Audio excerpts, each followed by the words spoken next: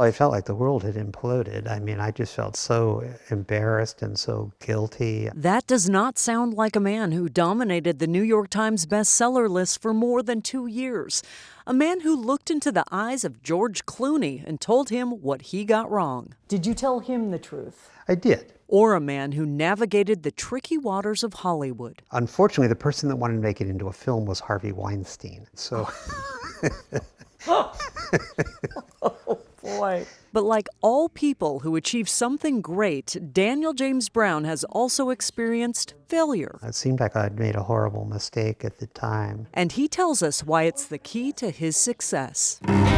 Success is messy, and this is what it looks like. Hit and Miss is about really successful people and their mistakes. You have to keep taking your best shot again and again, and it is going to be hit and miss. Hi, everybody, and thank you for being a part of this first episode of Hit and Miss. I'm Monique Ming, Laven, and I'm so excited to get this started. Talking about the mistakes that are a part of success, and what a story to kick us off. Now, few people have brought as much attention to the University of Washington as Daniel James Brown. His third book, Boys in the Boat, is available in a dozen languages, 3 million copies sold, and a guy named George Clooney made it into a major motion picture. The central character is Joe Rance, who was abandoned by his family during the Depression. He was just 15 when they left him to fend for himself in an unfinished home in Sequim. But he made it through high school. He got into UW. He rowed in the senior varsity eights, which went on to win the gold medal at the 1936 Olympics. It's the story of the entire team, but Rance is really the heartbeat. And when I sat down with Daniel James Brown, we were just steps away from where Boys in the Boat was born. How did you meet Joe Rance? So I actually was in this room at a homeowners association meeting. I didn't know Judy very well. My neighbor Judy Rance Willman was at that meeting. We were talking about homeowners stuff, whatever it was. But after the meeting, she came up to me and she said, you know, I'm reading your first book to my dad and he really is enjoying it. He's living under hospice care at my home. But he'd like to meet you, so would you mind coming down to meet my dad? And then she said something about he won an Olympic gold medal. So by the way. Well, but that didn't even register with me particularly. So I said, well, sure, I'll gladly meet your dad. So I went down, I think it was the next day. This was just a social call? It was just a social call, okay. Yeah, just being neighborly. And Judy was there, and her dad, Joe Rance, was there. And Joe was on oxygen. He was very weak. He was in a recliner, but he was very alert mentally. And so Judy, we talked very briefly about the book, my first book that Judy'd been reading to him. But then with Judy's prompting, he started talking about his experiences growing up during the Depression and how he'd been abandoned by his family and how he'd found his way onto the rowing program at University of Washington and how that sort of turned his life around and how along the way they'd beaten all the elite schools from the East, and they'd beat the British schools, and they'd gone to the Olympics, and they'd beat this Nazi crew and won a gold medal. And the story just kept getting more and more interesting as Judy sort of drew it out of him. And so by the end of that couple hours I spent with Joe, I was just like, whoa. I usually takes me forever to find a book topic, but I was like, I just blurted it out. I said, Joe, can I write a book about your life? The same day you met him? Yeah. And wow. He said, no. Really? No. You can't. Why? He said, you can't write a book about me. But then he looked up and he had tears in his eyes. And he said, but you could write a book about the boat. And I didn't know what he meant. I thought he meant the physical boat. But then I realized, he means I need to write about the boat meant for him, the whole crew. So I just was really all on board that day. What I didn't know at the time was that she had been looking for somebody to write her dad's story. She had thought about trying to write it herself. She had collected all these notes and things, which later turned out to be a godsend. Yeah. Because Joe only lived a couple of months after I met him. She had been hoping that I would take an interest in the story. So marvelous manipulation. So a little bit of benign manipulation. Yeah, it worked out well for all of us, I think. So when he was telling you his story, his childhood was so harrowing. Was he forthcoming about that from the beginning, or did you have to really pull it out, or did his daughter have to Yeah, pull it so out? he was reasonably forthcoming, but Judy definitely pulled stuff out of him that I think he might not have. I don't know. He was, the thing about Joe was he had this very traumatic experience as a child. His parents abandoned him, his stepmother and his father abandoned him. But he was surprisingly not bitter about that. Judy was pretty bitter about it. But Joe was very forgiving about that. So Judy was Judy that sort of drew out all the details, and Joe was terrifically willing to talk about it and to explain what had happened. Was he emotional when he was? He was emotional. Judy was really emotional. I mean, that was the first of many meetings I had with Judy, because Judy then, after Joe passed away, she was the custodian of the story. I don't think we had a single meeting where Judy didn't cry at some point during the interview. There was a lot of emotion, a lot of stored up anguish over what had happened back in 1934, 35. And to her father, whom she just lost. And right? to her father, Yeah. who at that point, and then she lost him, and so there's even more emotion. From a writer's standpoint, it was all good, and that people were opening their hearts and telling me all this stuff, because that's the fuel of a good story. And doing that with the other families of the rest of the boat also. Yeah, so one of the great things that Judy was able to do was she had stayed in contact with family members of the other boys in the boat. So she introduced me, and this took a while. Over the course of a year or a year and a half, we went around and we interviewed everybody that we could find, every one of the kids or grandkids in some cases of the guys from the 36 crew. So as I say, that took a long time, but it was enormously helpful. I mean, you knew that first day, that first conversation, whoa, what a story here, right? I Yeah. mean, it's a huge opportunity, Yeah. but it's a huge responsibility too. Yeah. Anytime you write about real people, particularly real people who are no longer with us, you feel a real weight. You're going to represent their life to the rest of the world. Am I doing justice to these guys? Am I getting it right? Am I treating everybody fairly? You know, one of the characters in The Boys in the Boat is Joe's stepmother, Thula, who was the force that led to his abandonment, because she really My didn't. mother would like to tell her off, Oh, boy. Yeah. my wife has choice Yeah. words for Thula. And you know, and she does come across as the sort of the evil stepmother in the book, because everything we know about her points to what she did, which was to convince her husband to leave Joe behind. But I do always try to keep in mind, when I talk about Thula, when I give book talks, that Thula died in 1935. So she's not, I couldn't interview Thula. I couldn't get her side of the story. And I always like to point that out. And then also sort of point out that, you know, she was this 22-year-old girl or something like that who married an older man who was kind of a fast talker. And then she found herself living in a little mining camp in Idaho, and then on a stump farm out in the Olympic Peninsula with a bunch of little kids to feed, and this large teenage boy who ate voraciously, who wasn't her kid. And so she was apparently a very talented young woman. She played the violin very well. So I try to point out that it was probably very hard for her, and that it would have been hard for anyone. I don't think it excuses what she did, Yeah. but I do try to, you know, give as much of her side of the story as possible. Let her remain human at least, Yeah, right? yeah. So you have this opportunity, this responsibility, you have excitement behind this. It's a long process and a long book. Was there a particular time at which you went, okay, I got this? Was there a sentence, a chapter, any mark? Yeah, no, you know, even when I'd finished the whole book, this whole time I was going back and forth with my agent. There came a point where she said, you know, I think I can sell this. That gave me a lot of hope. Because in the back of my mind, as great as the story is, back of my mind, there's always this, oh God, it's a story about a bunch of guys in a rowboat. Who cares? And that was always in the back of my head. And so I was like, I was not sure myself. But when Dorian, my agent, said, I think I can sell this, and then subsequently we got all kinds of interest from all kinds of publishers in publishing Immediately? it. Immediately, Okay. yeah. It wound up being auctioned to different publishers. At that point, I thought, okay, well, publishers like it, but I still don't really know if it's going to sell, if people are going to like it. And so I'm just that kind of person. I worry about something till it can't be worried about anymore. And so it was only after the book came out, and it actually took off kind of slowly.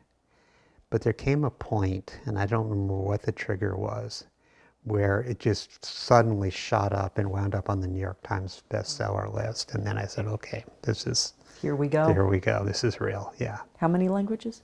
10 or 12 languages translated, I think. And counting, perhaps. Maybe we may still get some more, yeah. The Washington boat has taken the lead. And it's already been translated onto the big screen by a little Hollywood nobody named George Clooney. He directed and produced it, but it almost sank. You knew you had something good here on the line, but did you anticipate that it would be the huge kind of phenomenon that it is? Well, as far as movies go, the day after we sold the book rights to Penguin Random House, my agent in Hollywood started calling me and saying, I've got interest from studios. You need to stay in your hotel room. I was in a hotel in Tucson. And so studios started calling me, and I very quickly realized that it was going to be, somebody wanted to make it into a film. Unfortunately, the person that wanted to make it into a film was Harvey Weinstein. And so... Oh, boy. So I got on the phone. Did you know that was unfortunate back then? No, I didn't know anything That was about Harvey before Weinstein. that, I right? literally Okay. did not know. I had to ask my wife, who is Harvey Weinstein? Oh, really? Okay. And it happened that the Oscars had been on a couple nights before, and she says that he's the guy that went up and got all those Academy Awards the other Yeah. night. So we had a choice of several people.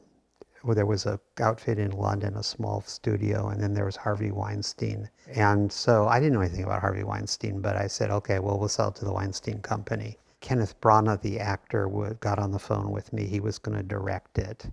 He is actually the one that talked me into, he said, I can handle Harvey. Wow, this is heady stuff. This is all heady stuff. So this is like, wow, this is amazing. Anyway, we wound up selling it to the Weinstein Company. The Weinstein Company being what it turned out to be, just sort of spiraled Yeah. down the drain. And so when the Weinstein Company imploded finally, the movie rights were released, and they wound up at MGM, the big studio. The point is, I guess, it took a long time. It took 10 years between the time I sold the movie rights to the Weinstein Company, and the Weinstein Company didn't do anything with it, and then the Weinstein Company collapsed, Wow. as it should have. Yeah. It took a long time, during which I didn't know if there was going to be a movie or not. And you are not a screenwriter yet. What was that like handing over your baby? Yeah, so it's, it is a strange thing. I've seen several scripts, because the Weinstein Company wrote a couple very bad scripts, both of which they showed me and I thought were very bad scripts. And then MGM wrote one that I thought was considerably better, which is one that eventually morphed into the movie. As it turned out, the movie that Mr. Clooney made, I'm happy with it. I liked it. Clooney's actually had us down to Los Angeles and gave us a screening of it, a private screening of it, and then Oh, nice. immediately came over and asked me what I thought of it. Okay, so tell the truth. I did. Did you tell him the truth? I did. Okay. Because we talked a little bit before the screening and then again after it. I said the truth, which is I like it. I think it's a nice, sweet, uplifting, kind of old-fashioned film, and I think it gets the heart of the story across. There were lots of things that I would do different if I was making the movie. Like? They zeroed in on the Olympic year, the year where they actually won the gold medal, and Joe's relationship with Joyce. And they made a nice, compact, tidy little package out of it that I think works. But they left out part of the emotional core. Yeah, I think, as I say, if it would have been me, I would have included the backstory, particularly Joe's abandonment story, because I think that helps you to understand why he is the way you see him in the beginning of the movie, which is kind of a grumpy guy who can't quite fit in. That's all true, and so I would prefer that it had done that. But as I say, I'm not a scriptwriter. I don't know that I could have written a script that would have done all that in an hour and 50 minutes. I don't think you could. Was he receptive to your feedback? He was. I mean, I had given them this feedback earlier based on the script. I told them when I saw the script, I really think you should have some flashbacks or something to Joe's story. And they actually, as I understand it, they did film some of those, but then they weren't able to actually use them when they put the whole movie together. Do you call yourselves friends with the Clooneys now? Is that something you can say?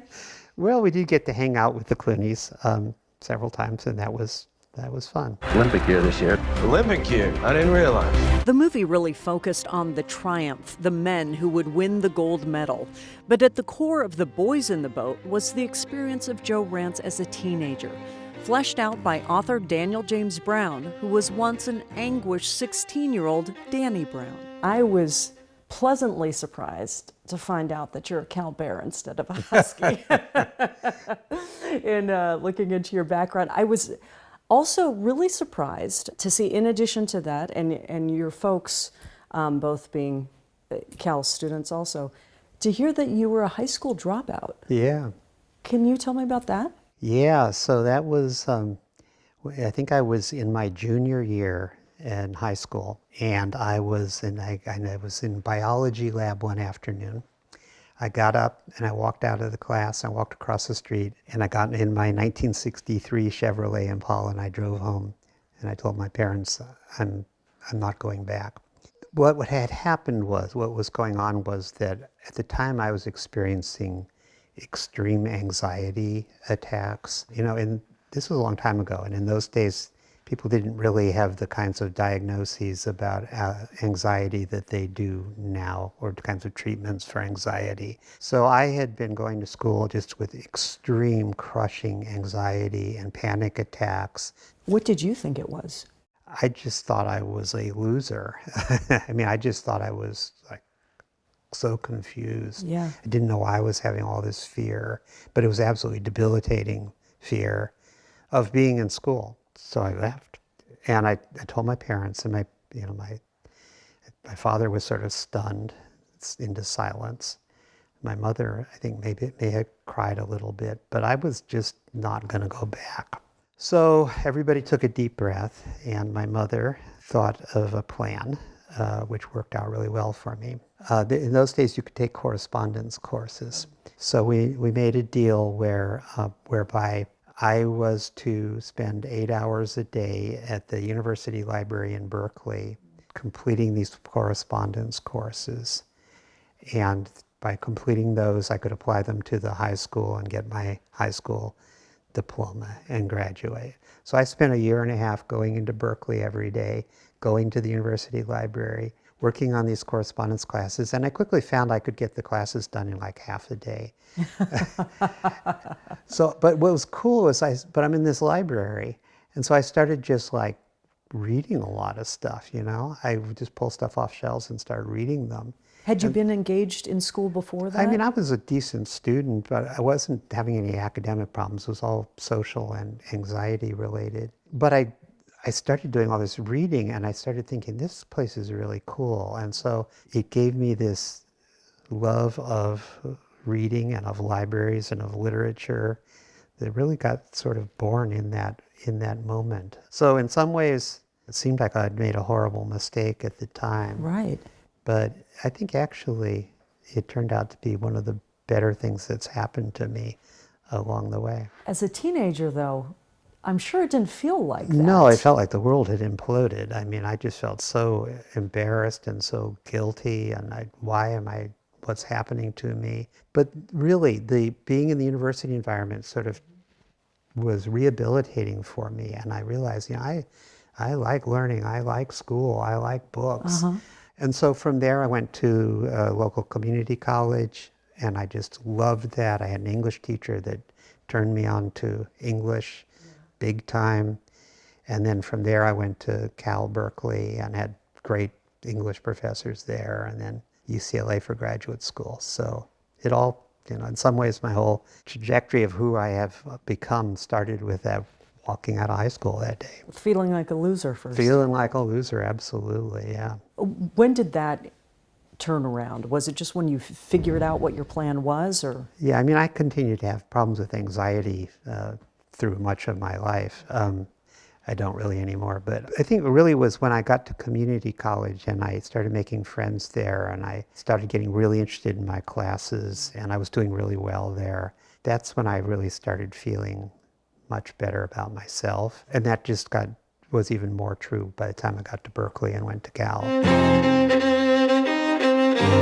He went from feeling failure to pursuing his passion, literature and writing, a degree from the University of California, a master's from UCLA. He taught writing in college, right where he wanted to be, but then another crossroads. Then you find out about this job at this place called Microsoft. Yeah.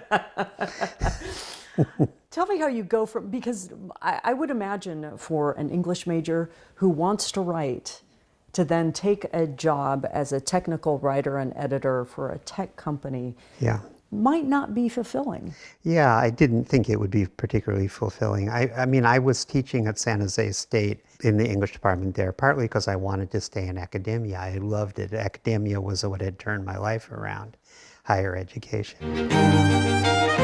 Microsoft wanted him. He said thanks, but no thanks. But he and his wife were pregnant, and the Bay Area is very expensive. But about 6 or 7 months later, I thought better of it. As your wife was getting more and You know, more pregnant. Exactly. So I called the recruiter at Microsoft back, I think. And anyway, I flew back up, and this time they put me and my wife in a car with a realtor, and they drove us around and they showed us houses out here on the east side. With the salary I was going to make at Microsoft, houses were enough cheaper here in the Seattle area compared to Silicon Valley that we could imagine our way to actually buying a house. So I went to work for Microsoft.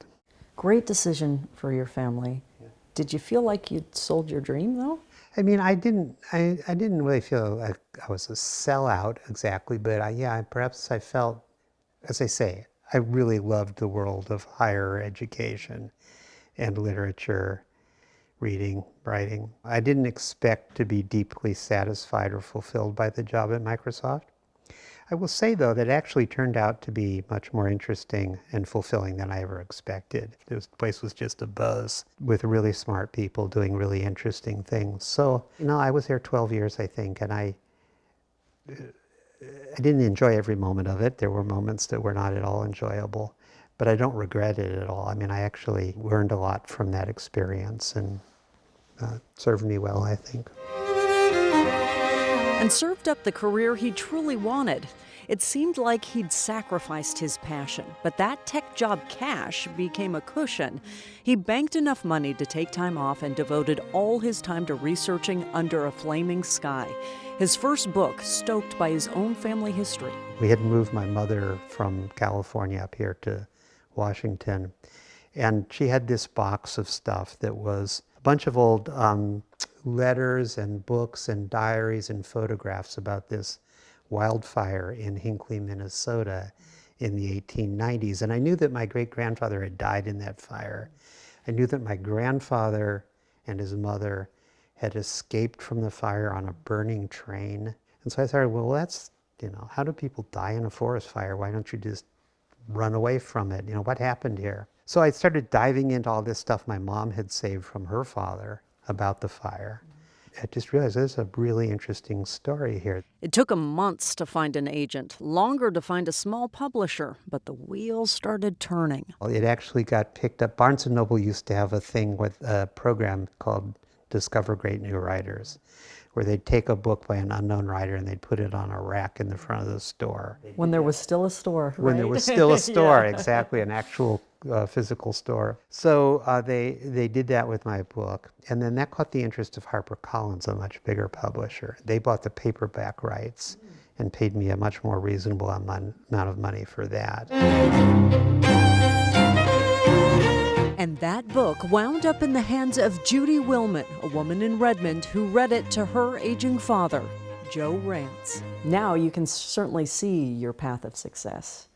But what would you turn around and tell that 16-year-old boy who felt like a loser when he left school? Yeah, man, boy, I wish I could give that kid a hug and say, Danny, it's going to be okay. Because there were a lot of tears. There was a lot of fear. There was a lot of guilt in my teenage years. I mean, who doesn't go through their teenage years with a lot of emotions? But mine was really traumatic and turbulent in terms of the anxiety issues I was fighting. I just wish I could give that kid a hug, because I still feel bad for him. And I've been blessed, so much has happened to me that's been so good. And well, I think a lot of it's from hard work and smarts, but some of it's just luck too. And I'm perfectly aware of that. Luck, but also dedication, risks, big swings, and a lot of hit and miss. Thanks for watching Hit and Miss. You can find me, Monique Ming Laven, on Instagram, Facebook, and YouTube. Links are all on KIRO7.com/hit and miss. And next time on Hit and Miss. An ice cream career starts on the rocks. And this started with an entrepreneurial spirit of a young you bellied up to a bar in Idaho? Yeah, I started getting dropped off at my grandparents' bar in the summers at about 8:30 a.m. Molly Moon's homemade ice cream, now a Seattle staple, but success has not always been sweet. I should not have come and done an interview. Why? I received death threats. I did not feel like my kids were safe at their schools. That's on the next Hit and Miss.